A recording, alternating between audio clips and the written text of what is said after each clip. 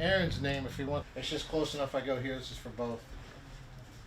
That's what he hates. I know. This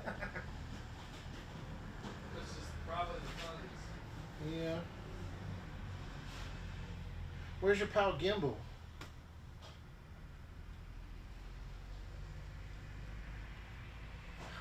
What? Nothing. It wanted me to put in a password. You know what I do in these situations? Mail it to yourself and print it? I pull that IT move. Oh, we already did that. That's how I got that far.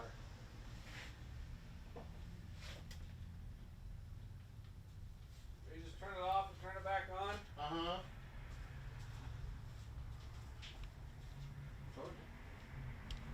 The footage on too.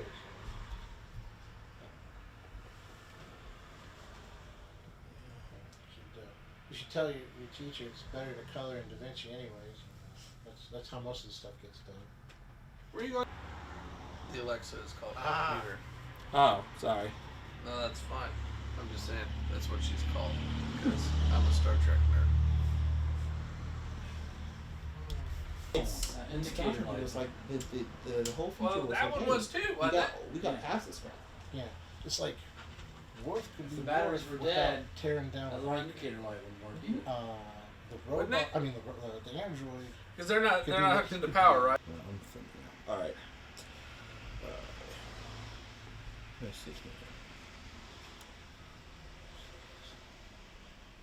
All right. So your comic. This is Mick Williams. He's a comics owner here at Multiverse Comics. Say hi to everyone, Mick. Hey everybody. Yeah, awesome. Okay. All right. So you're owner. You deal with print comics. You know, print's kind of going away of the. What do you think about that? How do you think it's going to affect the comic book industry? Well, okay. I think that what you're going to see is something unique with the comic book world compared to everybody else. You're going to have comics that are always going to be in print as long as comics exist, as opposed to just the digital versions of stuff. Collectors want to have something in their hand, and a digital version of a comic isn't going to be worth anything in the future for any sort of important happenings. A physical comic, yeah, that's going to be worth a little something because generally there's going to be a limited number of that. Now, if you're talking like the 90s where there were millions of prints for the death of Superman, yeah, that book is not going to be worth anything. But as long as there's at least some sort of a print run, there's for a physical copy, there's going to be a collector there that's going to want it for a potential dollar or just because they like the smell of it. Okay. Now, as far as digital is concerned, do you see digital as a valuable medium for the future, or? Comics in the comic book world itself, digital is trying to be asserted, and I feel like we're rejecting it a good bit.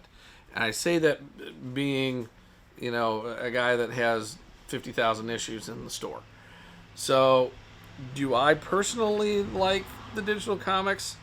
I'm okay with a digital comic if I want like a quick reference or a quick read of something that might be a book that I don't have, or something that's really expensive that I just wanted to know what happened in the book. But overall, I will always pick a print book over a digital book any day. Okay. Now, with the growing popularity of comic book TVs and movies, and so where do you think that's going to how that affects the industry? I would like to say that all the TV shows and everything are helping out.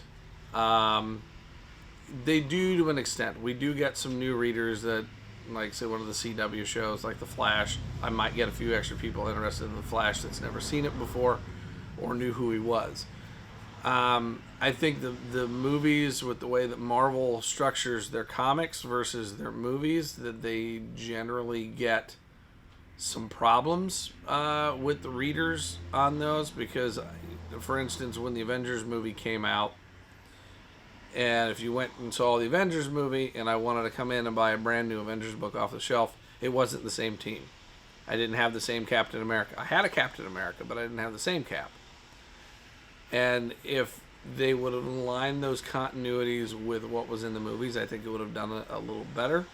DC did a little bit better with that, with like the Aquaman and the Shazam properties. They made sure that those were aligned.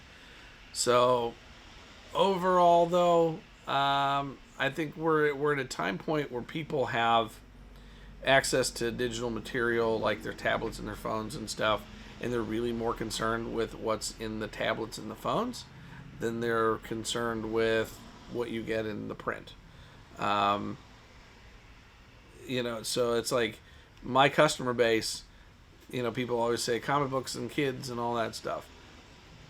I don't think I have any customer base that is under the age of 20 that comes in and regularly reads a comic. Okay. Well, how do you think, as you an owner in the industry, can change that? Well, there's a lot of changes that need to be made to the comic book industry to get them to be more successful. There are a few companies out there that have started some initiatives that are trying to make the business more successful.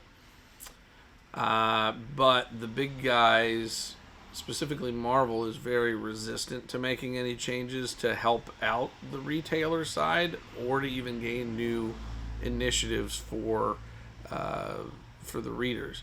Their idea is to print as many covers and as many copies as a book as they can possibly do, with pre-qualifiers of 50 or 100 to get a variant cover, which doesn't help the retailers because then we're required to buy a certain amount to get certain cover. DC's a little bit better at listening to fans about what they want, and they've actually apologized over the last year for a few initiatives that handicapped the retailers, like with their Walmart initiative where they were selling exclusive stories in Walmart that the retailers at the brick and mortar stores couldn't get. The big thing that needs to change in comics is they need to roll back the number of variant covers per issue. One cover is perfectly fine for an issue. They also need to look into the paper quality and the price point and reduce the price point a good bit. Right now you're getting about 1 to 1.5 comics per hour of minimum wage worked, where up until about 1990 you were getting somewhere in the neighborhood of 8 to 10 comics per hour of minimum wage. So, a kid can't come in with a buck or two anymore and buy a book. It's $5-6 for an issue that are half the quality of what we would get in the 80s and 90s. So there's a lot that needs changed. So how do you as a store owner find yourself evolving with the times? Well, that's the thing is getting people to understand, one, that the books are out there and they're available, and that there's a comic for everybody. It's not just superhero stuff. If you're a horror fan, we've got horror books all over the place. If you're a sci-fi fan, there are sci-fi books, there are mystery books, there are romance books. There's a story written in a comic format for everybody. And just finding that niche book for somebody is what you're looking for. Perfect example is my wife, who was never a comic book reader of any kind. And about a year ago, a book comes out called Unnatural, produced by Image, that was kind of a romancy, but turns into a cult story. A little supernatural stuff involved towards the end. But it was a huge phenomenon. She loved it and latched onto it and couldn't stop asking when the next issue was coming out. And that book actually turned out to be one of my biggest sellers over the course of that 12 months that it was coming out. Okay. So clear cut, the future of comic books. The future of comic books is very unclear. I kind of feel what we've stated in the past, and I've talked to some people on various podcasts and other things that we've done in the past, and one of the coined phrase that I'm using now is comics are in a Kryptonian state. And I say this as you're in that verge of a planet about to explode, right? And there's only going to be a few offshoots that are going to survive that explosion. So with the big corporate moguls that have come into the comic book world now, like Disney and AT&T, and making statements that they don't need comic books to make their money anymore, we're in danger of those publishing companies actually not being a thing. So what happens if the planet explodes and we don't have a Marvel book or a DC book tomorrow? We still have independent companies, so my major strategy is pushing more independent comics in customers' boxes to make sure that they're aware that they're there, because most of the stories are just as good, if not better, for the most part. And that's going to allow me to sustain a business even if Marvel or DC goes away.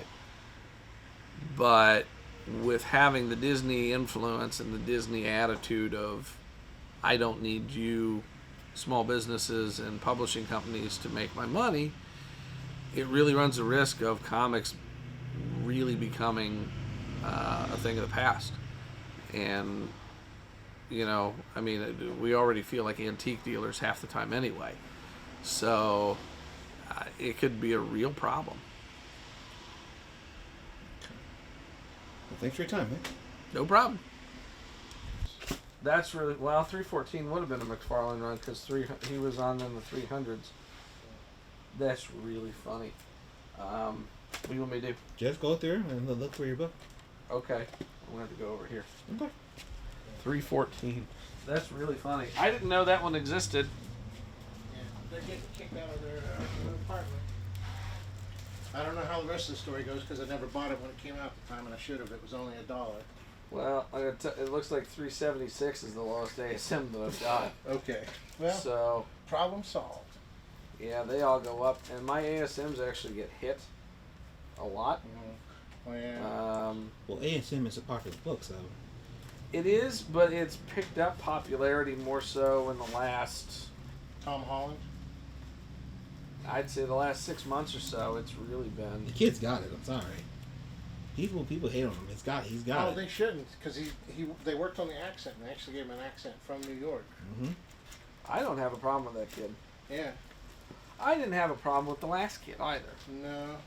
No, I thought don't he was have a one. bit too pretty for me, but you know, But he did the job. I liked him better than McGuire. yeah, I did not like But when McGuire. McGuire was all I had, I latched onto it for all it was worth. we all did. And now looking back, I'm embarrassed.